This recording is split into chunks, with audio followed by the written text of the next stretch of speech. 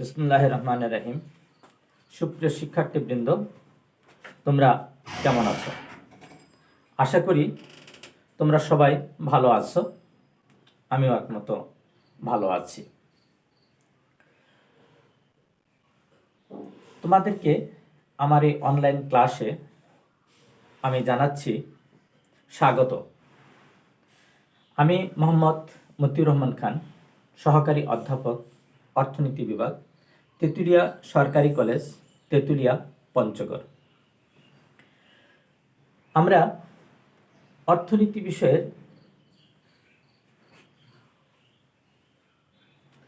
দ্বিতীয় অধ্যায় থেকে প্রথম বর্ষ এবং দ্বিতীয় বর্ষের উভয় বর্ষের জন্যই এই ক্লাস পরিচালনা করছি। সেক্ষেত্রে আজকে আমার বিষয়বস্তু হলো বাংলাদেশের কৃষি। বাংলাদেশের কৃষির মধ্যে আজকে আমরা পড়ব শস্য বহুমুখীকরণ বা ক্রপ ডাইভার্সিফিকেশন। প্রথমত আমরা জেনে নিই ক্রপ ডাইভার্সিফিকেশন কি। আমাদের এই দেশ জনবহুল একটি দেশ। এদেশের আমাদের যে 55,598 বর্গ মাইলের মধ্যে যে পরিমাণ জনগণ আমরা বসবাস করতেছি, তাতে আমাদের এই দেশ হলো ওভার পপুলেটেড, অর্থাৎ অধিক জনসংখ্যার দেশ। অধিক জনসংখ্যার দেশে আমাদের যে মান্দাত্তার আমলের চাষ পদ্ধতি, সেই পদ্ধতিতে যে ফসল উৎপাদন করা হয়, সেই ফসলে আমাদের দেশের জনগণের সাংবৎসরিক ভরণ পোষণের ব্যবস্থা করা সম্ভব নয়। আর তার জন্যই আমাদের এই দেশের কৃষিতে শস্য পর্যায় বা ক্রপ ডাইভার্সিফিকেশন ব্যবস্থা প্রচলন করা উচিত বা প্রচলিত হচ্ছে। ক্রপ ডাইভার্সিফিকেশন কি? ক্রপ ডাইভার্সিফিকেশন হলো আবাদযোগ্য জমিগুলিতে একই মৌসুমে অথবা ভিন্ন ভিন্ন মৌসুমে ফসলের মধ্যে ভিন্নতা নিয়ে আসতে হবে। একই ফসল বারবার একই জমিতে উৎপাদন করা যাবে না। একই জমিতে একই ফসল উৎপাদন না করে ভিন্ন ভিন্ন ফসল উৎপাদন করা, এই পদ্ধতিটাই হলো শস্য বহুমুখীকরণ বা শস্য পর্যায়।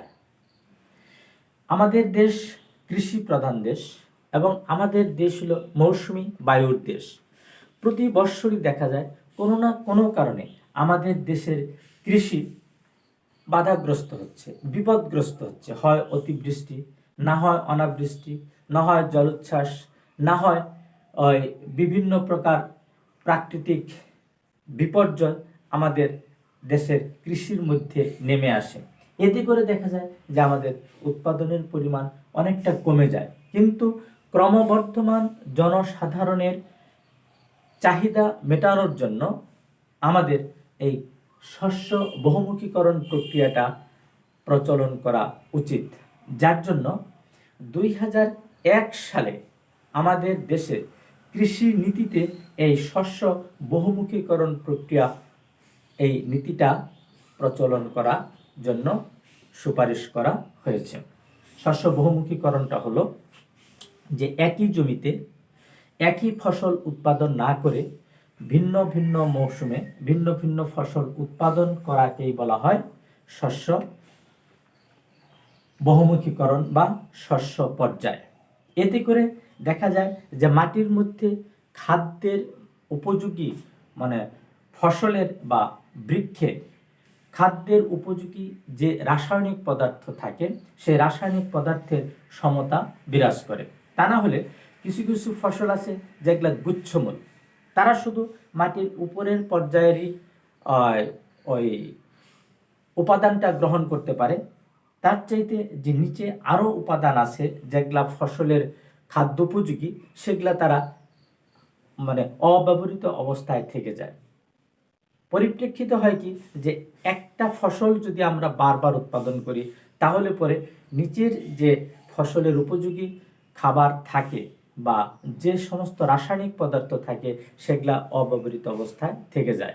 সেই জন্য যে শস্য পর্যায় যদি করা হয় অথবা শস্য বহুমুখীকরণ যদি করা হয়, তাহলে বিভিন্ন ফসল মাটির বিভিন্ন স্তর থেকে খাদ্য গ্রহণ করতে পারে।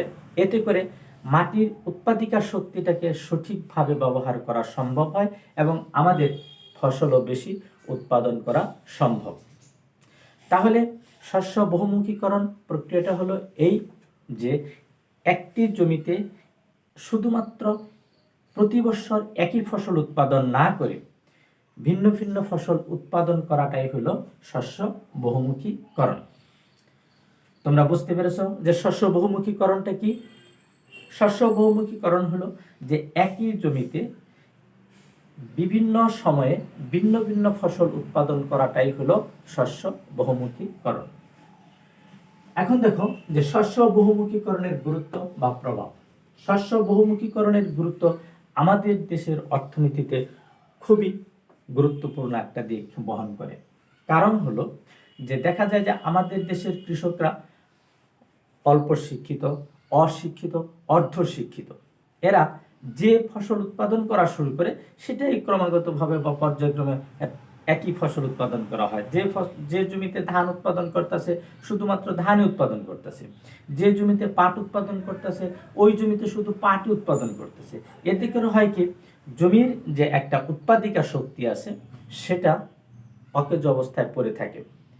কারণ গুচ্ছমূল যেটা সেটা শুধুমাত্র উপরের স্তর থেকে খাদ্য গ্রহণ করে, আর নিচের যে রাসায়নিক উপাদান যেটা থাকে খাদ্যের উপযোগী, বৃক্ষের উপযোগী, ফসলের উপযোগী, সেটা কিন্তু আর ওই গুচ্ছমূল যাদের আছে তারা সেটা সংগ্রহ করতে পারে না। সেই জন্য দেখা যায় যে শস্য বহুমুখীকরণের গুরুত্ব আমাদের দেশের কৃষিতে সবচেয়ে বেশি গুরুত্বপূর্ণ। প্রথমে আমরা দেখব যে উৎপাদন বৃদ্ধি। আমাদের উৎপাদন বৃদ্ধি করতে গেলে আমাদের দেশের প্রেক্ষিতে তাহলে আমাদের এই শস্য বহুমুখীকরণ প্রক্রিয়া অত্যন্ত জরুরি। কারণটা হলো যে উৎপাদন বৃদ্ধি, একই ফসল একই জমিতে, যে জমিতে শুধুমাত্র বৎসরে একটি ফসল উৎপাদন করা সম্ভব সে জমিটাকে দোফসলি জমিতে, যে জমিটা দুটি ফসল উৎপাদন করা সম্ভব সেই জমিকে 3 ফসলি জমিতে রূপান্তর করতে পারলে তাহলে পর্যায়ক্রমে দেখা যাবে যে আমাদের উৎপাদন বৃদ্ধি পাবে। এটা হলো শস্য বহুমুখীকরণের গুরুত্ব বা এর প্রভাবে আমরা উৎপাদন বৃদ্ধি করতে পারি। জমির উর্বরতা সংরক্ষণ। জমির উর্বরতা সংরক্ষণ করার জন্য জমির মধ্যে যে পরিমাণ রাসায়নিক পদার্থ থাকে গাছের খাবারের উপযোগী, অথবা আমরা যে সার ব্যবহার করি, আমরা সবুজ সার ব্যবহার করি, আমরা সবুজ সার বা কম্পোস্ট সার ব্যবহার করি, আমরা বিভিন্ন প্রকার রাসায়নিক সার ব্যবহার করি, এই সমস্ত সারগুলা জমিতে সংরক্ষণ করা আমাদের পক্ষে সম্ভব হয় না। কিন্তু যদি আমরা শস্য পর্যায়টা অথবা আমরা যদি শস্য বহুমুখীকরণ প্রক্রিয়াটা প্রচলন করতে পারি তাহলে দেখা যাবে যে মাটির বিভিন্ন স্তরে যে গাছের অথবা ফসলের খাবার উপযোগী উপাদানগুলো রয়েছে তার সঠিক ব্যবহার হবে। এতে করে আমাদের ফসল উৎপাদন বেশি হবে। পুষ্টির নিশ্চয়তা বিধান। পুষ্টির নিশ্চয়তা বিধান। আমাদের দেশ একটা হতদরিদ্র দেশের কথাই আমরা বলবো যে আমাদের বিশেষ করে আমাদের কৃষি সেক্টরটা অত্যন্ত নিম্ন পর্যায়ের রয়ে গেছে। শুধুমাত্র আবহাওয়ার কারণে, নাতিশীতোষ্ণ মণ্ডলে অবস্থিত হওয়ার কারণে দেখা যাচ্ছে যে আমাদের দেশের কৃষি অত্যন্ত উর্বর, যার জন্য আমরা জোর দিয়েই বলি যে আমাদের দেশের কৃষি প্রচুর উৎপাদন ক্ষমতা রাখে। কিন্তু পুষ্টির নিশ্চয়তা বিধানের জন্য দেখা যাবে যে একই জমিতে একই ফসল উৎপাদন না করে ভিন্ন ভিন্ন ফসল উৎপাদন করলে পরে আমরা সেই পুষ্টিটা পেয়ে থাকি। আয় বৃদ্ধি। যদি শস্য পর্যায় করা হয় তাহলে দেখা যায় যে কৃষকের আয়ও বৃদ্ধি পায়। কারণ একই জমিতে একই ফসল উৎপাদন না করে যদি ভিন্ন ভিন্ন ফসল উৎপাদন করা যায় তাহলে উৎপাদিত ফসল কৃষকরা বাজারে বিক্রি করে বেশি আয় করতে পারে। চাহিদা বৃদ্ধি। যখনই আমাদের চাহিদা মানুষের চাহিদা তো একের পর এক বৃদ্ধি পাচ্ছে। একটা অভাব পূরণ হওয়ার সাথে সাথে আরেকটা অভাবের চাহিদা আমরা আরেকটা দ্রব্যের চাহিদা আমরা অনুভব করি। আবার ওই দ্রব্যের চাহিদা যখন আমাদের মিটে যায় তখন আমরা আরেকটা দ্রব্যের চাহিদা আমরা অনুভব করি। এতে করে দেখা যায় যে চাহিদা বৃদ্ধি। যখনই মানুষের এই চাহিদা মেটানোর জন্য আমাদের কৃষি সেক্টরটার কথা আমরা বলবো, সেক্ষেত্রে দেখা যায় যে ভিন্ন ভিন্ন ফসল উৎপাদন করলে পরে আমরা সেই চাহিদা আমাদের দেশের কৃষকদের মাধ্যমে সেটা পূরণ করতে পারি। কর্মসংস্থান, এতে করে দেখা যায় যে কোনো কোনো এলাকা, এখন পর্যন্ত কোনো কোনো এলাকা দেখা যায় যে মাত্র দুটি ফসল উৎপাদন হয়। দুটি ফসল উৎপাদন হওয়ার প্রেক্ষিতে দেখা যায় যে ওই সমস্ত কৃষকরা আরেকটা ফসল উৎপাদন করার আগ পর্যন্ত তারা একদম কর্মহীন অবস্থায় অলসভাবে তারা দিন জীবনযাপন করে। কর্মসংস্থান বৃদ্ধির জন্য যদি একটা ফসল উৎপাদন হওয়ার পরে যদি ওই জমিতে আরেকটা ফসল উৎপাদন করা যায়, তাহলে দেখা যাবে যে কৃষকদের কর্মসংস্থানেরও সুযোগ সৃষ্টি হবে। বিশেষ করে যে সমস্ত এলাকায় সেচের ব্যবস্থা নাই, সে সমস্ত এলাকায় ডিপ টিউবওয়েল স্থাপন করে দেখা যাবে যে খরা মৌসুমেও আমরা ফসল উৎপাদন করতে পারি। সেক্ষেত্রে শ্রমিকের কর্মসংস্থানের সুযোগ সৃষ্টি হবে। ঝুঁকি হ্রাস, যদি দেখা যায় যে আমাদের দেশের কৃষি বিভিন্ন সময় বিভিন্ন প্রাকৃতিক দুর্যোগের মুখোমুখি হয়ে পড়ে, সেক্ষেত্রে সেই সমস্ত বিপদের থেকে রক্ষা করার জন্য আমাদের দেশের কৃষিকে বিপদমুক্ত রাখতে হবে। যেমন দক্ষিণাঞ্চলগুলোতে দেখা যায় যে সমুদ্রের লোনা পানি আমাদের ফসলি জমিতে প্রবেশ করে আমাদের ফসলটিকে নষ্ট করে দেয়। সেখানে এই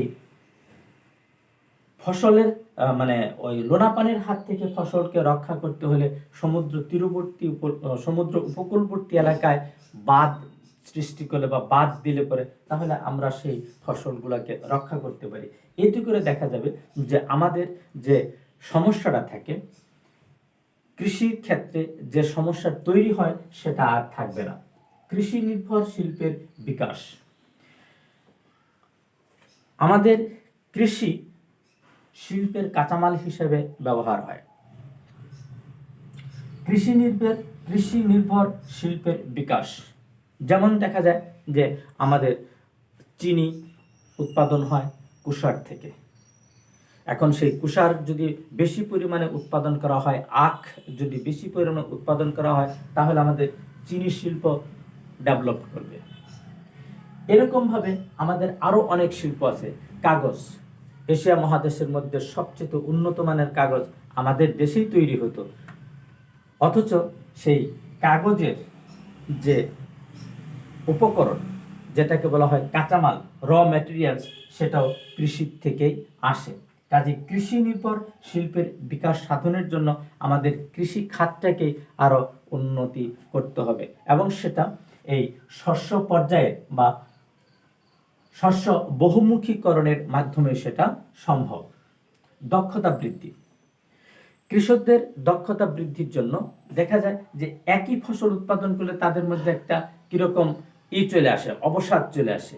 সেটা না করে তাদের দক্ষতা বৃদ্ধির জন্য এক এক সময়ে এক এক ফসল অথবা এক এক মৌসুমে এক এক ফসল উৎপাদন করার জন্য কৃষকদেরকে তাদের দক্ষতা বৃদ্ধির জন্য সেটা করা সম্ভব।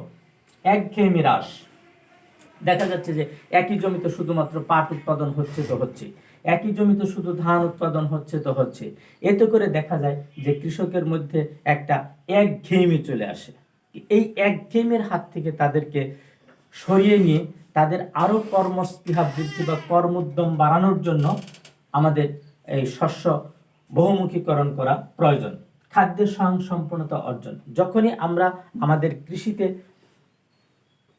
শস্য বহুমুখীকরণ করতে পারবো, তখনই দেখা যাবে যে আমাদের খাদ্যের স্বয়ংসম্পূর্ণতা আমরা অর্জন করতে পারবো। চাহিদার ভিন্নতা, এক একজনের চাহিদা এক এক রকম থাকবে। সেই চাহিদার ভিন্নতা অনুযায়ী যদি আমাদের কৃষকরা ফসল উৎপাদন করে, তাহলে আমরা তাদের যোগান দিতে পারবো কৃষির থেকে। ভিন্ন ভিন্ন চাহিদা আমরা তাদের মেটানোর জন্য আমাদের দেশের কৃষকরা চেষ্টা করতে পারবে। উৎপাদন ব্যয় হ্রাস, যদি শস্য বহুমুখীকরণের ফলে দেখা যায় যে বিভিন্ন ফসল উৎপাদন হওয়ার ফলে সেই সমস্ত ফসল বিক্রি করলে আমাদের উৎপাদন ব্যয়টা হ্রাস পাবে। আমদানি হ্রাস, যখনই আমাদের দেশে বেশি ফসল উৎপাদন হবে তখন আমাদের বিদেশ থেকে আর খাদ্য আমদানি করতে হবে না, এতে করে আমাদের আমদানি করতে যে অর্থ খরচ হতো সেটা খরচ হবে না। রপ্তানি বৃদ্ধি, আর শস্য বহুমুখীকরণ করার ফলে দেখা যাবে যে আমরা আমাদের সারা বৎসরের সমস্ত খরচ শেষে অতিরিক্ত যেটা থাকবে সেটা আমরা রপ্তানি করতে পারবো, এতে করে আমাদের রপ্তানির পরিমাণটা বৃদ্ধি পাবে। পতিত জমির ব্যবহার, পতিত জমির ব্যবহার এভাবেই হবে যখন আমাদের দেশে 2টি মৌসুমে ফসল উৎপাদন হয়, যে সমস্ত জমি অনাবাদি থেকে যায় সে সমস্ত জমিগুলিকে যদি আমরা সেচের আওতায় নিয়ে আসতে পারি, অথবা যে সমস্ত জমিতে পানি অবস্থান করে সে সমস্ত জমি থেকে যদি আমরা ড্রেনেজ সিস্টেমের মাধ্যমে পানি নিষ্কাশন করতে পারি, তাহলে সেই জমিগুলো আমরা ব্যবহার করতে পারি, আমাদের চাহিদা মেটাতে পারি।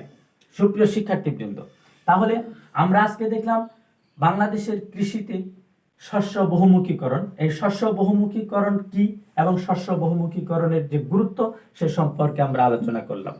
সুপ্রিয় শিক্ষার্থীবৃন্দ, আজ আমি এ পর্যন্তই রাখবো। তোমরা ভালো থেকো, সুন্দর থেকো, সুস্থ থেকো। এ পর্যন্ত শেষ। ধন্যবাদ।